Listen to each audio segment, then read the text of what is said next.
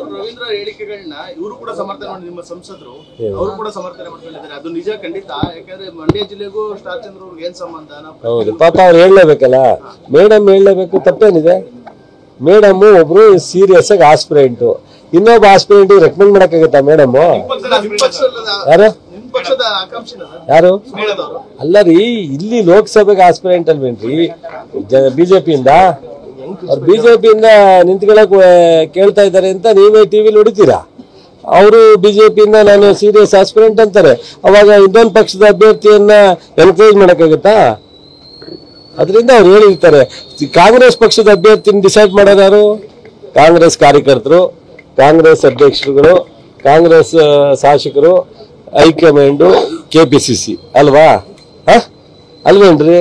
ರವೀಂದ್ರನು ಹೆಸರು ಹೇಳಿದೀವಿ ನಾವು, ಸ್ಟಾರ್ ಚಂದ್ರು ಹೆಸರು ಹೇಳಿದೀವಿ, ಮಧು ಮಾದೇಗೌಡರ ಹೆಸರು ಹೇಳಿದೀವಿ. ಶ್ರೀನಿವಾಸ್ ರಾಜು ಮುರ್ರಾ ಎಮ್ಮೆ ಸಾಕಿ 1 ಎಮ್ಮೆಯಿಂದ 3.5 ಲಕ್ಷ ಗಳಿಸ್ತಿದ್ದಾರೆ. ನೀವು ಕೂಡ ಅವರಿಂದ ಕಲಿಬೇಕಾ? ಅವ್ರ ಜೊತೆ ವಿಡಿಯೋ ಕಾಲ್ ನಲ್ಲಿ ಮಾತಾಡಬೇಕಾ? ಈಗಲೇ ಫ್ರೀಡಮ್ ಆಪ್ ಡೌನ್ಲೋಡ್ ಮಾಡಿ. ಯಾರು ತೀರ್ಮಾನ ಕೊಡ್ತಾರೆ ಅವ್ರಿಗೆ ಕೆಲಸ ಮಾಡಿ. ಸರಿ, 4 ಜನ ಎಲ್ಲಿ ಗೆಲ್ಲಿಕ್ಕೆ ಅವಕಾಶ ಇದೆಯೋ, ಕಾಂಗ್ರೆಸ್ ಸ್ಟ್ರಾಂಗ್ ಆಗಿದೆಯೋ ಅಲ್ಲಿ 4 ಜನ ಕೇಳೋದು ತಪ್ಪು ಅಂತ ಹೇಳಕ್ಕಾಗತ್ತಾ? ಕೇಳಿ, ತಪ್ಪೇನಿದೆ? ಸರ್, ಚೆಲುವಸ್ವಾಮಿ ಅವ್ರಿಗೆ ನಾಟಿ ಕೋಳಿ ರುಚಿ ಗೊತ್ತಿಲ್ಲ, ಬೆಂಗಳೂರು ಬಿದ್ದು ಸುಮಾರು ವರ್ಷ ಆಗಿದೆ ಅಂತ ರವೀಂದ್ರ ಅವರು ಹೇಳ್ತಾರೆ. ನನಗೇನು ಗೊತ್ತಿಲ್ಲ, ನಾನು ಯಾವಾಗ ಎಲ್ಲವೂ ನನಗೆ ಗೊತ್ತಿದೆ ಅಂತ.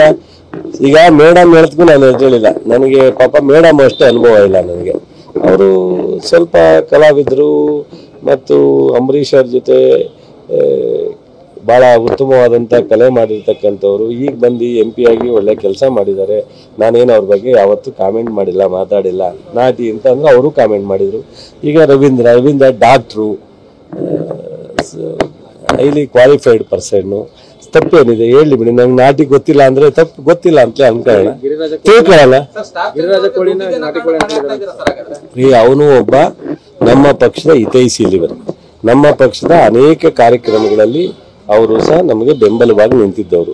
ಅವರು ಇದೇ ಜಿಲ್ಲೆಯವರು, ನಾಗಮಂಗಲ ತಾಲೂಕಿನವರು. ಅವರ ಅಣ್ಣ ಇವತ್ತು ಇಂಡಿಪೆಂಡೆಂಟ್ MLA ಆಗಿ ನಮ್ಮ ಜೊತೆನಲ್ಲಿ ಸಹ ಸದಸ್ಯರಾಗಿದ್ದಾರೆ. ಸೊ ಪಕ್ಷ ತೀರ್ಮಾನ ಮಾಡ್ತಕ್ಕಂಥದಕ್ಕೆ ಹಲವಾರು ಕಾರಣಗಳಿದ್ದಾವೆ. ಆಮೇಲೆ ಅವರು ಪಕ್ಷಕ್ಕೆ ಒಂದಲ್ಲ ಒಂದು ರೀತಿ ಶಕ್ತಿಯನ್ನು ತುಂಬ್ಕೊಂಬಂದಿರ್ತಕ್ಕಂಥವ್ರು. ಯಾರು ಅವ್ರವ್ರು ವೈಯಕ್ತಿಕವಾಗಿ ಮಾತಾಡ್ತಾರೆ, ಏನ್ ಮಾಡೋಕ್ಕಾಗತ್ತೆ? ಅವ್ರು ಮಾತಾಡೋದಕ್ಕೆ ಸ್ವತಂತ್ರ ಇದೆ ಪಬ್ಲಿಕ್ನಲ್ಲಿ. ಅದನ್ನ ನಾವು ಯಾಕೆ ಕ್ವಶನ್ ಮಾಡಕ್ ಹೋಗ್ಬೇಕು? ಮಾತಾಡ್ಲಿ ಬಿಟ್ರಿ. ನಾನು ಅದೇನು ಅವ್ರನ್ನೇ ಕೇಳಿ ಹೇಳ್ತೀನಿ, ಯಾಕೆ ಕಾರಣಕ್ಕೆ ಮಾತಾಡ್ತಾ ಇದ್ದಾರೆ ಅನ್ನೋದ್ರ ಬಗ್ಗೆ ನಾನು ಅವೆಲ್ಲ ಕ್ವಶನ್ ಮಾಡ್ತಕ್ಕಂಥದ್ದು. ಡಾಕ್ಟರ್ ರವೀಂದ್ರ ಬಗ್ಗೆ ನಾನು ಟೀಕೆ ಟಿಪ್ಪಣಿ ಮಾಡೋದಕ್ಕೆ ನನಗೆ ಅವಶ್ಯಕತೆ ಇಲ್ಲಪ್ಪ. ಒಳ್ಳೇದಾಗ್ಲಿ ಅವ್ರಿಗೆ ನಮ್ದು ಯಾವತ್ತೂ ವಿರೋಧ ಇಲ್ಲ. ಇವತ್ತು ಸಹ ACC ತೀರ್ಮಾನ ಮಾಡಿದ್ರೆ ಅವ್ರಿಗೆ ಕೆಲಸ ಮಾಡ್ತೀವಿ.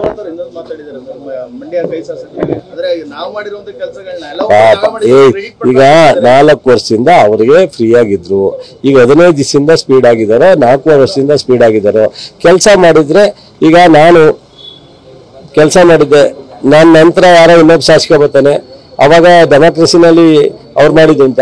ಮನಮೋಹನ್ ಸಿಂಗ್ ಮಾಡಿದ್ನ ಉದ್ಘಾಟನೆ ಮೋದಿಯವ್ರು ಮಾಡಿದ್ರು.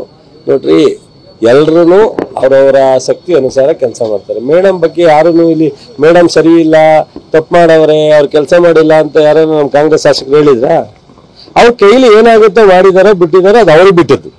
ಲೋಕಸಭಾ ಸದಸ್ಯನ ಆಯ್ಕೆ ಮಾಡಿರ್ತಕ್ಕಂಥದ್ದು ಈ ಜಿಲ್ಲೆ ಜನ. ಈ ಜಿಲ್ಲೆ ಜನ ಏನಾದರೂ ಕ್ವಶನ್ ಮಾಡಿದ್ರೆ ಅವ್ರು ಉತ್ತರ ಹೇಳ್ತಾರೆ. ನಾವು ಅದ್ರ ಬಗ್ಗೆ ಯಾವತ್ತೂ ಅವ್ರ ಬಗ್ಗೆ ಕ್ವಶನ್ ಮಾಡಕ್ ಹೋಗಿಲ್ಲ. ಅವ್ರಿಗೆ ಬಿಟ್ಟಿದ್ದು, ಅವ್ರು ಏನು ಕೆಲಸ ಮಾಡಿದಾರೋ ಬಿಟ್ಟಿದ್ದಾರೋ ಅವ್ರು ಸಮಜಾಯಿಸಿ ಹೇಳೋದು ಮತದಾರರಿಗೆ ಹೇಳ್ತಾರೆ.